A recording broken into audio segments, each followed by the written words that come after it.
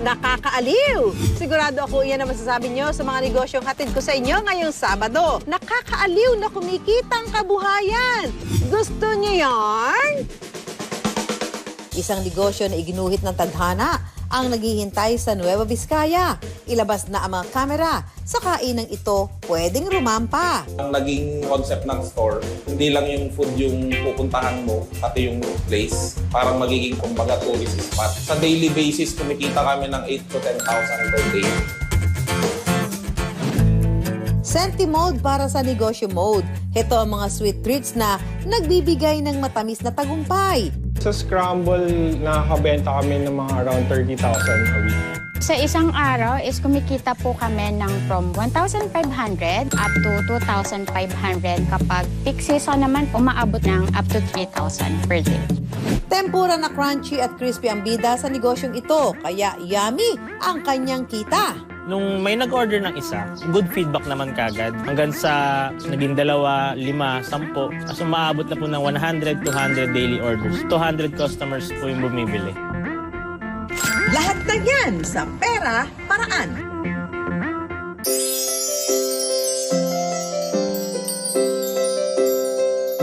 Gusto niyo bang makarinig ng kwento? Mamangha sa kwento natin ngayon. Dahil ang mga linya at guhit magkakaroon ng buhay. Ang mga kathang-isip magkakatotoo. Pagganahin ang inyong imahinasyon dahil papasok tayo sa loob ng mahiwagang mundo ng comics.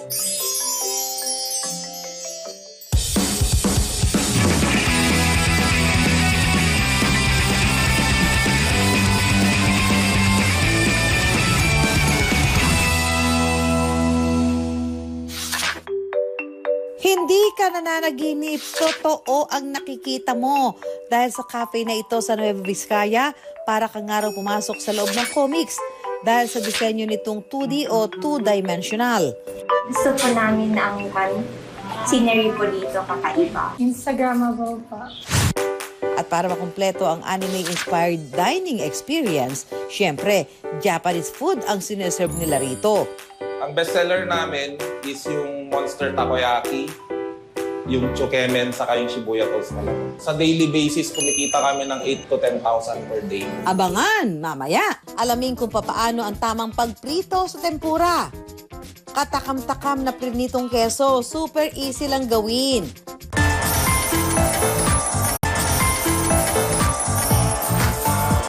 Ang konsepto ng cafe, ideya ng mag-asawang Hans at Len. Malapit daw kasi sa puso nila ang anime o yung Japanese cartoons. Dito sa may window, yung Pokemon.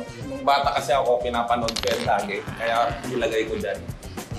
Tapos yung arcade, mahilig ako maglaro ng arcade. Tapos, nandito si Naruto, saka si Son Goku. Actually, kami lang ng asawa ko yung nag-plan, nag-design nitong loob. Tapos naghanap na lang kami ng local artist para gawing interior. At para makumpleto ang anime-inspired dining experience, syempre, Japanese food ang sineserve nila rito. Ang bestseller namin is yung Monster Takoyaki, yung Chukemen, saka yung Shibuya Toast naman. Ako si Len, owner ako ng Betsubara 2D Cafe, and ngayon ituturo ko kung paano gawin yung Chukemen. Teka lang, Chukemen, ano ba yan? Isa siya sa mga ramen dishes sa Japan, pero yung Chukemen is more of separate yung broth niya tsaka yung noodles niya. So pag kinain siya, isasawsaw mo lang yung noodles sa broth. So bawal siya pag samahin. So ang gagawin natin ngayon is yung broth ng Chukemen. Una, mag-isa ng puting sibuyas sa butter. Pagkatapos, ilagay ang pinakuloang sabaw ng baboy o pork broth. Lagyan na natin yung secret sauce. Kapag kumukulo na, ilagay ang taba ng baboy o pork fat. Ito ro nakapagpapakreamy sa sabaw. Next, last, ilalagay na natin tong katsuboshi. Actually, ito yung isang nagpapasarap sa kanya kasi magkakaroon siya ng umami flavors dahil sa yung katsuboshi gawa siya sa fish bones. Umami? Ano bang lasa niyan, Ma'am Shi? Actually, yung umami flavor, ang definition niya is para siyang, di ba meron tayong 4 taste? So si umami, siya yung 5th, which is savory. Habang nagpapakulo, itorch na ang chashu o marinated pork strips. Sa isang chokemen, ang puhunan niya is nasa 100 pesos. Tapos binibenta ko siya at around 220 pesos. Yung mga ingredients niya, actually locally sourced yung iba. And may readily available na rin naman siya sa Philippine market. Pero ito, imported siya sa Japan, yung Bonito Flakes. Ilabas na ang noodles at lagyan na ng toppings dahil ready na ang chukemen. Isaw-saw na yan.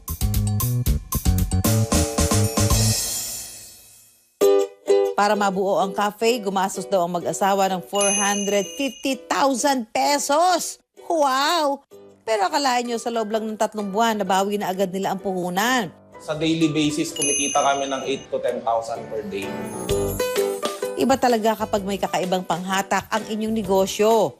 Ang naging parang concept ng store, hindi lang yung food yung pupuntahan mo, pati yung place. Parang magiging, kumbaga, tourist spot. Parang araw iginuhit ng kapalaran ang ideyang naisip ni Len at Hans. Dahil nga raw sa konseptong ito, nagkaroon sila ng comics kitang kabuhayan. Ang dating ng lugar para kang pumasok sa loob ng comics. Feel at home nga raw dahil sa mga disenyo na parang nasa loob lang ng bahay. Pero ang twist, bahay sa loob ng isang libro pala. Marami-rami na ring pagkain na pwedeng pagpilian. Mula sa classic na Filipino food gaya ng sisig, chicken inasal at kare-kare. Hanggang sa mga pagkaing banyaga katulad ng iba't ibang klase ng ramen, tempura, pizza, burger, lasagna at kung ano-ano pa.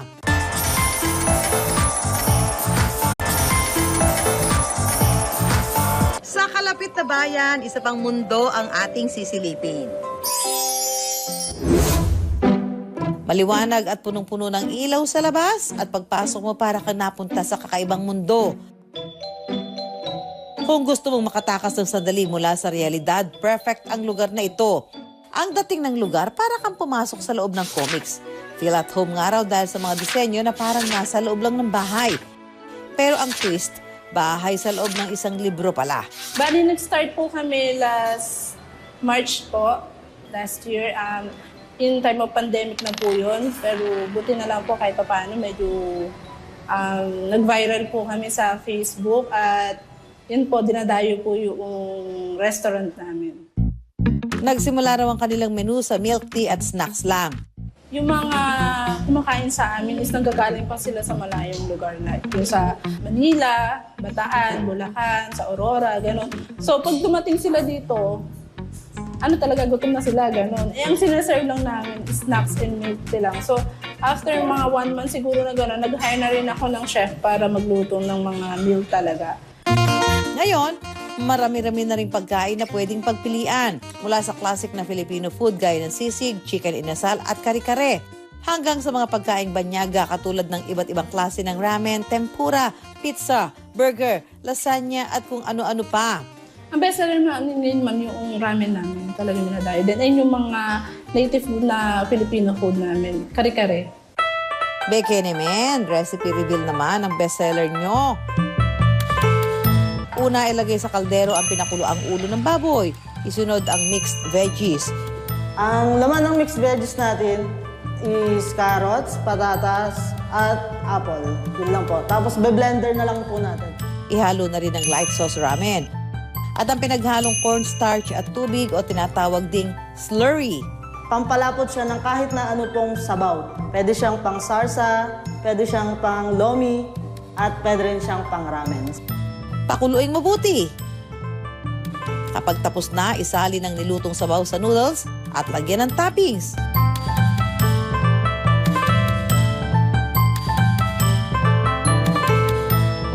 Ito na!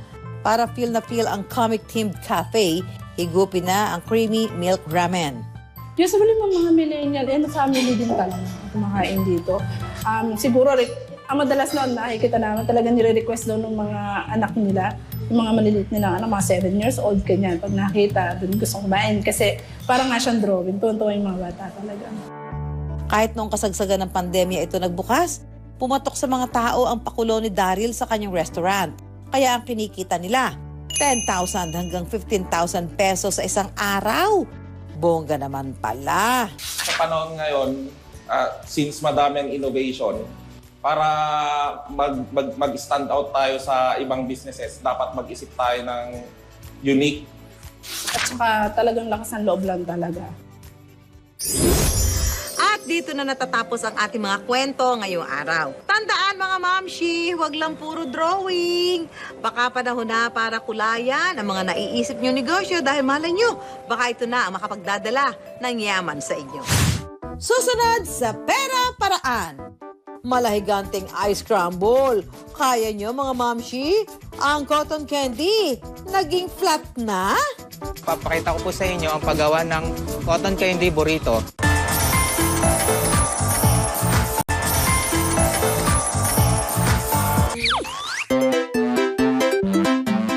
Mamshi Susan, may challenge ako sa'yo. Mayroon sa iyong harapan ang isang kahon. Kailangan mong mahulaan kung ano ang nasa loob ng kahon sa loob ng 10 segundo. Game ka na ba, Mamshi Susan? Game na! Teka, ano ba ito? Ay, ano yung sa kamay? Ano to? Ay, pads! Pads sa damit! Uso pa ba to? Mamshi Susan, gumagamit ka niyan, ano? Yes na yes! Oo, sa mga dati yung sa blazer. Ano kaya ilagay ko din yung ganire, oh? Lapad lang. Para kang lilipad. Uso pa ba ito? Next item! Mahulaan mo kaya, Mamshi Susan? Ay, teka lang. Ano to? Teka lang. Ano to? Radyo? Ano to? Ay, naman! Nagre-renta ako dati nito. Minsan di ako makarenta kasi naka-out. Heto naman ang mystery item number 3. Alam ko to. Cassette tape. Alam mo yan. Yung kanta. Pag makikinig ka niya. Player! Kung minsan, nakatutuwa talagang balik-balikan ang nakaraan. Pero may na-discover kami na mas masarap na throwback mga mamshi. Mas matamis at tsak din ninyo matitiis.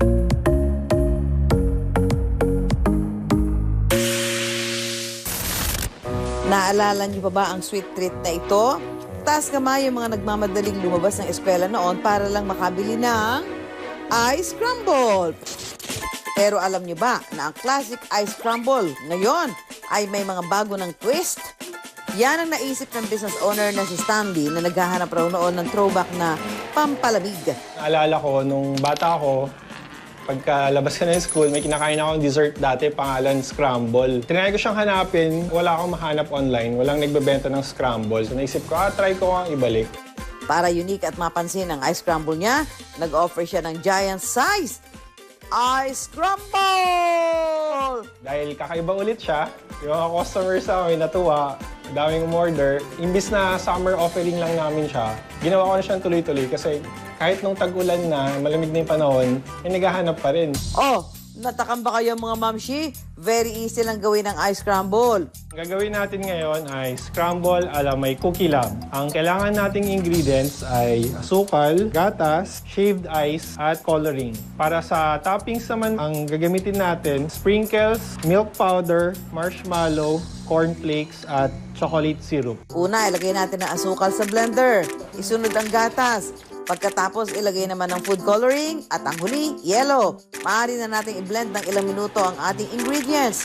Gawa na ang ating ice crumble. Time to assemble! Ito na po ang DIY scramble ng may cookie lab. Ops! Wait lang, Mamshi Susan! Wag mo sabihin may challenge na bago ko matikman yung scramble, ha? You are so right, Mamshi Susan! Ano na naman yan? Kakainin ko na lang to. May challenge na naman. Pero sige na nga, game. Habang naka-blindfold, ipepwesto namin ang ice scramble at kailangan mong mahanap at may tusok dito ang kutsara. Meron kang 3 pagkakataon para gawin ito. Pwede ba mag-ganon ako? Hindi. Uy, Mamshi Susan, bawal yan ha!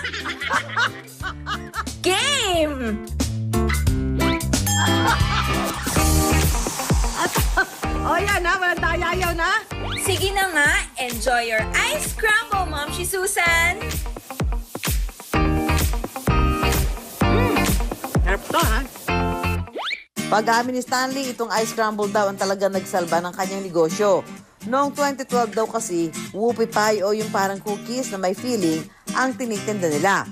Mabenta raw ito sa mga bazaar pero na magbukas sila ng physical store, saka sila nagka-problema. Nung nag-open ako ng branch, discover ko na hindi siya consistent na everyday malakas yung benta mo. Pag walang pasok, medyo mahina yung benta. Wala estudyante, walang allowance. Sa sales namin, pag nagsa-summer, bumabagsak siya.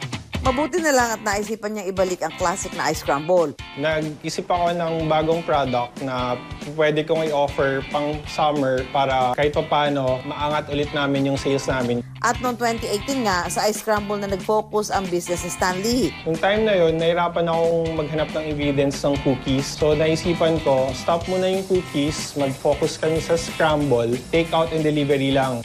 Hindi na lamang throwback ang kinalakihan nating ice scramble dahil any day, pwede na tayong umorder. Sa scramble naman, yung ginawa namin, DIY na 3 size. Mayroon ding iba't ibang kulay pero same nostalgic taste. Mula sa puhunan ng 5,000 pesos, ngayon kumikita ang kanyang ice scramble ng... Sa scramble, nakakabenta kami ng mga around 30,000 a week. Ang tamis ng balik na kita sa ice scramble, ha? Susunod sa Pera Paraan. Alamin kung papaano ang tamang pagprito sa tempura. Katakam-takam na prinitong keso, super easy lang gawin. Ito naman po ang mozzarella. Papakita ko po ang paano ginagawa.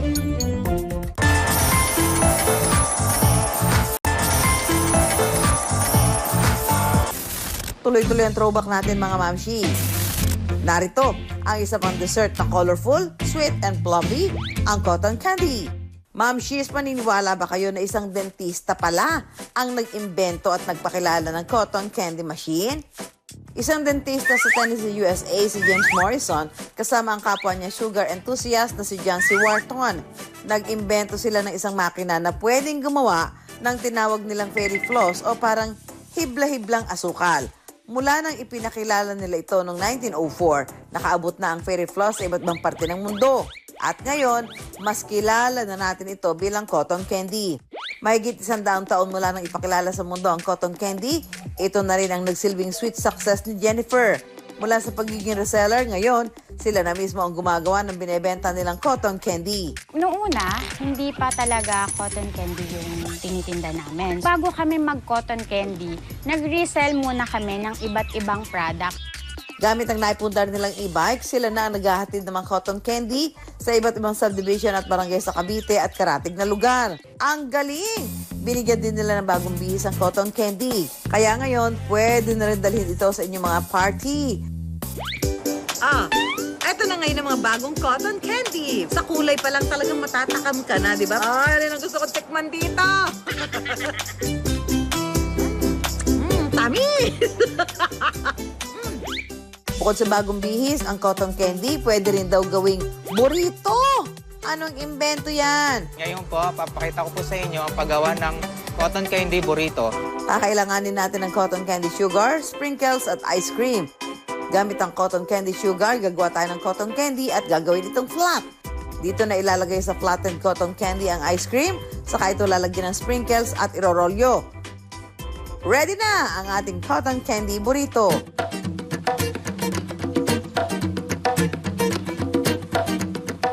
Masarap siya, no? Naghahalo yung flavor ng ice cream, tapos yung cotton candy, tapos sumasabog yung tamis ng sprinkles. Sarap. Nice. Bagamat nagsisimula pa lamang ang kanilang negosyo, nakikita raw ni na Jen ang matamis na future sa cotton candy. Nagsimula sila sa puhunan ng 500 pesos pero ngayon, kumikita na sila ng... Sa isang araw is kumikita po kami ng from 1,500 up to 2,500. And then kapag peak season naman, umaabot po kami ng up to 3,000 per day. Take note mga mamshi, hindi pa kasama dyan ang online orders at party rentals. Sweet success nga! Minsan na rin ba kayong na-addict sa sugal? Yung tipong panalong-panalo ka na, tapos natalo pa. Naku, problema yan. Kaya ako sa inyo mga mamshi ang perang pinaghirapan at pinagpawisan sa negosyo ilaan. Dahil minsan ang susi sa tagumpay, tiwala at sipag lang ang puhunan. Ganyan ang ginawa ng businessman na si Axel matapos pagdaanan ang ilang pagkabigo. At dahil hindi siya sumuko, nahanap niya ang produktong magdadala sa kanya ng malaking tubo.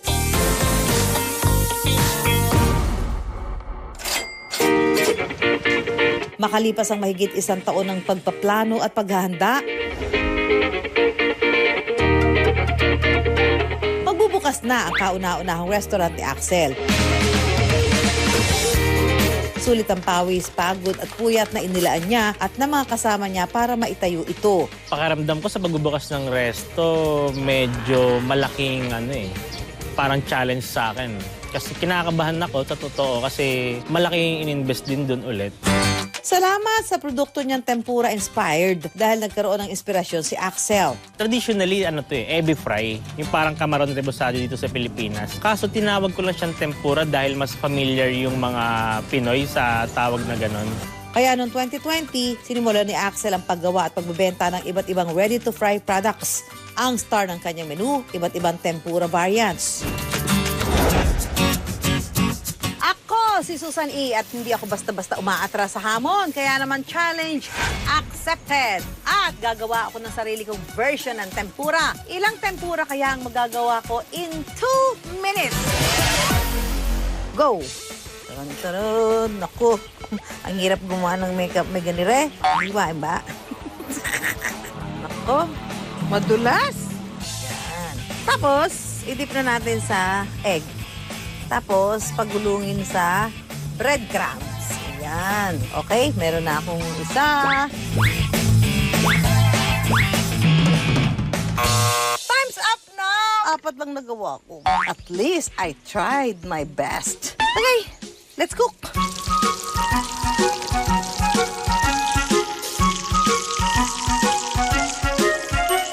Okay, eto na. Pagod itong hipong ko. Hindi siya tumayo. Ayaw niya.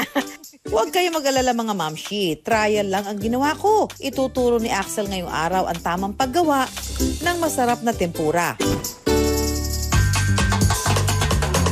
Tinitimbang po ang bawat isang hipon dahil meron po tayong standard sizing. Puputulin natin po yung ulo. Medyo patagilid dahil para makuha din yung laman. Pag natanggal po yung ulo, babalatan na lang po natin siya. Dito po tayo mag-start sa ilalim. Mas madali po siyang hawakan. Ito, natanggal na po isa. Ito po ngayon, ipapakita ko po yung pagdidipin na ginagawa namin dito. Gislicean lang po dito sa likod. Ito na po, nakita niyo to. Hindi naman po sinasama dapat sa pagkain. Dapat laging walang ganyan. So Axel, paano nga ba maiwasan na bumaluktot ang hipon kapag tinrito? Ganito lang po yun. I-slice dito. Medyo lagpas lang ng konti sa kalahati. Kasi pag nasagad mo naman, mapuputol siya. At pag kulang naman siya sa pag-slice, babaluktot pa rin siya. So, baliwala yung pag-i-slice. Magiging ganito na siya. Straight na to, kaya kahit lutuin, hindi na siya babaluktot. Axel, paano naman siya magiging crispy at crunchy?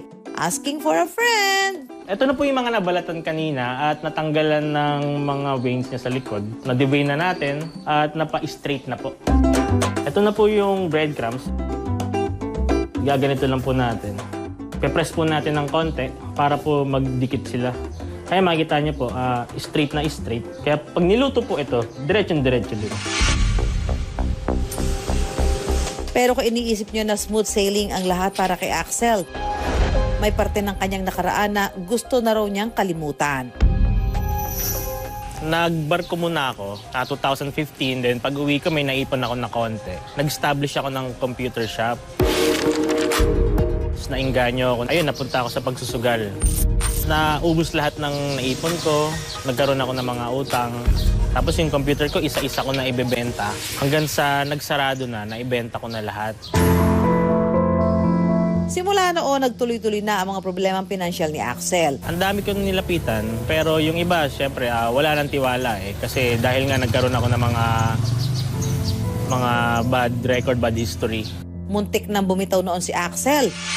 Buti na lang, sumugal siya ulit sa isang bagong negosyo. Buti na lang, merong dalawang nagtiwala sa akin na si Luis at Pio. Doon nag-start yung ALP. Sila yung nag-invest sa akin dito ng 25,000. So meron akong starting na capital amounting 50,000 pesos.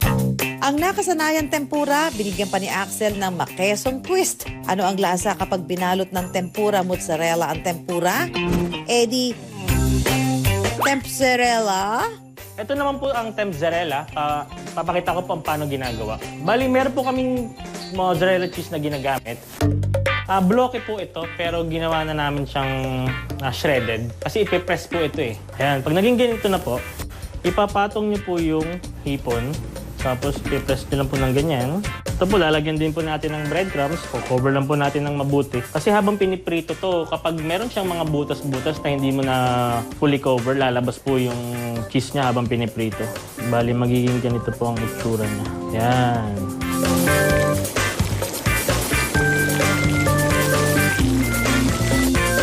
Ang isang tab ng regular tempura na may lamang 12 piraso, habang 6 na malalaking piraso naman ang laman ng tempzarella pack, itsura pa lang nakakatakam na. Ma'am Susan, pinagluto ko po kayo ng ALP Ready to Fry Tempura. Sana po magustuhan niyo.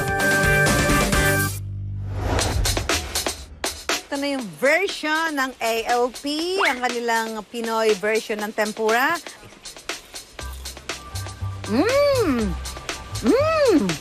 So crunchy. Sarap nga, ha?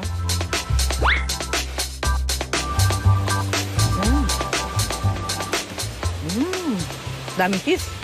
Sarap. Nung may nag-order ng isa, good feedback naman kagad. Siguro na i-recommend po niya. Hanggang sa naging 2, 5, 10, mabilis po yung growth eh. As umaabot na po ng 100, 200 daily orders po. Bali 200 customers po yung bumibili. Ang tagumpay na tinatamasa ngayon ni Axel, hindi daw posible kung wala ang tulong ng kanyang pamilya at mga kaibigan. Maraming salamat sa inyo dahil kung hindi sa tiwala nyo na mabuksan ng ALP, hindi aabot sa ganito. Malaking factor yung kapag patuwang mo yung asawa mo. Isang malaking bagay din sa success ng business kapag dalawa kayo talaga nagsisikap. Sabi nila, ang pagninegosyo ay parang isang sugal. Minsan panalo, kadalasan talo. Pero kung alam natin kung paano bumangon sa bawat pagkakadapa at matuto sa pagkakamali, nagiging sulit ang pagsugal, hindi lang sa negosyo, pati na rin sa buhay. Kaya laging tandaan, pera lang yan, kayang-kayang gawa ng paraan. Hanggang sa susunod na Sabado, 10:45 ng umaga dito po sa GMA. Ako po si Susan Enriquez para sa Pera Paraan.